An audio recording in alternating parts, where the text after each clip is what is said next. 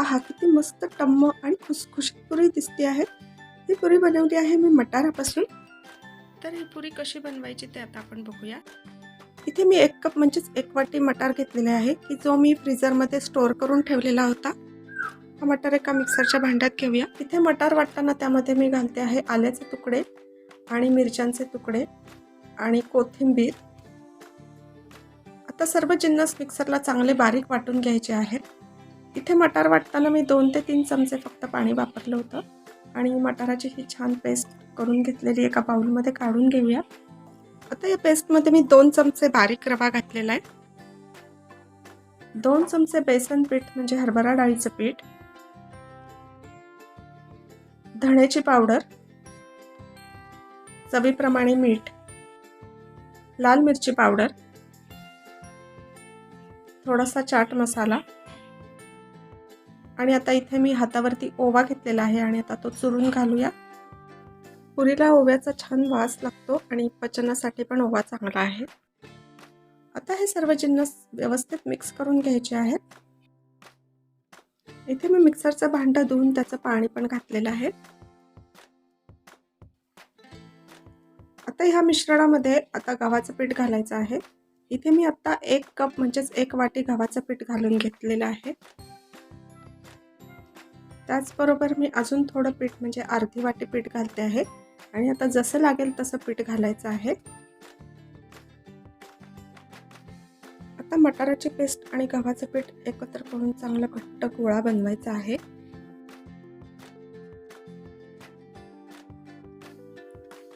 आता पुऱ्या बनवायच्या असल्यामुळे हे पीठ मी चांगलं घट्ट मळून घेणार आहे। त्यामध्ये मी पुन्हा थोडंसं गव्हाचं पीठ मिक्स करते आणि घट्ट गोळा बनेल अशा पद्धतीने मळून घेते। पुऱ्यांसाठी जेव्हा पीठ भिजवतो तेव्हा ते नेहमी आपण घट्टच भिजवावं म्हणजे पुऱ्या छान खुसखुशीत बनतात। हे पीठ मला अजूनही सैलसरच वाटतंय त्यामुळे मी पुन्हा गव्हाचं पीठ घालून घेते।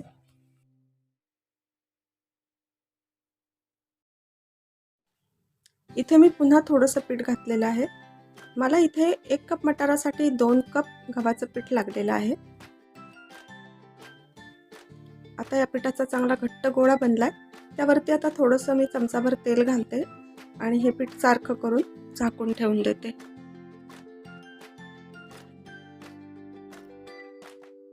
दहाच मिनिटं हे पीठ भिजत ठेवायचं आहे। त्यापेक्षा जास्त वेळ जर पीठ भिजलं तर पीठ पुन्हा सैल होतं आणि त्याच्या पुऱ्या चांगल्या बनत नाहीत।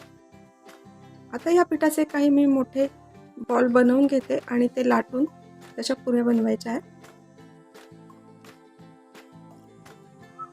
आता या पिठाचा एक बॉल मी घेतलेला आहे, तो मी हातावरती जरा मळून घेतलाय। आता त्याचबरोबर मी एकीकडे कढईत तेल गरम करत ठेवलेलं आहे। आता या पिठाची पोळीप्रमाणे पोळी बनवायची आहे। इथे पोळी लाटताना मी कोरडं गव्हाचं पीठ लावलेलं आहे म्हणजे पोळी चांगली लाटली जाते।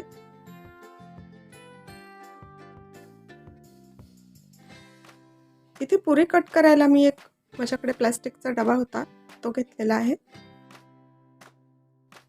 आता ही पोळी लाटून झाल्यानंतर त्याच्यात आपण पुऱ्या कट करून घेऊया।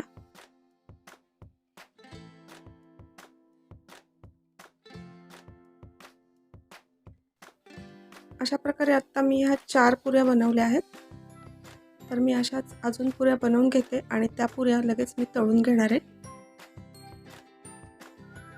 डब्याच्या साहाय्याने कट केल्यामुळे सर्व पुऱ्या एकसारख्या बनतात आणि त्या दिसायला पण आकर्षक दिसतात। आता असाच मी अजून एक मोठा बॉल घेते आणि तो जरासा मळून त्याची पोळी लाटून घेते।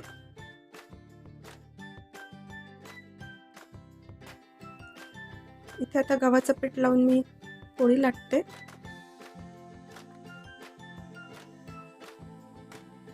तर अशा प्रकारे मी परत पुऱ्या कट करून घेतलेल्या आहेत आणि आता या काही पुऱ्या झाल्या तेवढ्या मी तळून घेते म्हणजे त्या सुकणार नाहीत। पुऱ्या लाटेपर्यंत तेल चांगलं गरम झालेलं आहे। आता ह्या गरम तेलामध्ये मी एक पुरी सोडते। पुरी तेलात सोडल्यानंतर ती झाऱ्याने जराशी प्रेस करूया म्हणजे ती छानशी फुगून येते। आता या पुरीला दोन्ही बाजूनी ब्राऊन रंगावरती तळायचे मस्त पुरी झाली आहे.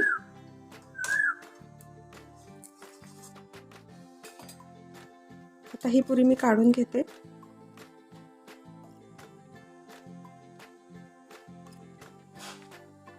हा छान पुरी फुगती आहे. त्याच्यावरती थोडंसं तेल घालत राहायचं म्हणजे ती मस्त फुगून वरती येते. गुलाबीसर रंग आला की पुरी काढून घ्यायची आहे. तर अशा प्रकारे आता मी सर्व पुऱ्या तळून घेते आहे. मटारापासून जर काही वेगळा पदार्थ बनवायचा असेल तर या मटाराच्या पुऱ्या बनवता येतील. हा एक पोटभरीचा नाश्ता बनतो. टिफिनमध्ये पण देता येईल किंवा तुम्हाला इव्हनिंग स्नॅक्स केव्हाही खाल्ला तरी तो एक पोटभरीचाच प्रकार आहे. तर इथे आता जेवढ्या पुऱ्या लाटल्या होत्या तेवढ्या तर तळून झाल्यात. अजून थोड्या पुऱ्या शिल्लक लाटायच्या आहेत, त्या मी नंतर लाटणार आहे.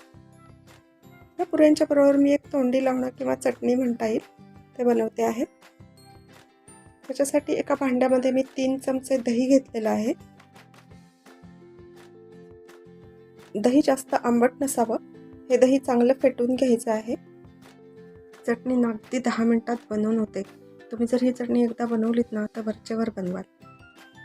आता या दह्यामध्ये मी घालते आहे 3 चमचे शेंगदाणा कूट, लाल मिरची पावडर, थोडासा चाट मसाला, जिरे पावडर, थोडीशी साखर आंबटपणा बॅलन्स होण्यासाठी आणि बारीक चिरलेली थोडीशी कोथिंबीर. आता फक्त हे सगळं चांगलं मिक्स करायचं आहे आणि आपली तोंडी लावणं किंवा चटणी आता रेडी आहे. ही चटणी जेवढी झटपट बनते ना तेवढीच ती चविष्ट पण लागते. तर आता ही चटणी मी या पुऱ्यांबरोबर सर्व केली आहे. इथे आता एक पुरी मी मोडून बघते. अतिशय खुसखुशीत झाली आहे आणि या दह्याच्या चटणीबरोबर ती खूप छान लागते. तर फ्रेंड्स, हा रेसिपीचा व्हिडिओ तुम्हाला कसा वाटला ते मला सांगा. आपण पुन्हा भेटू अशाच एका रेसिपी बरोबर. तोपर्यंत हेल्दी खा आणि हेल्दी राहा. Bye bye.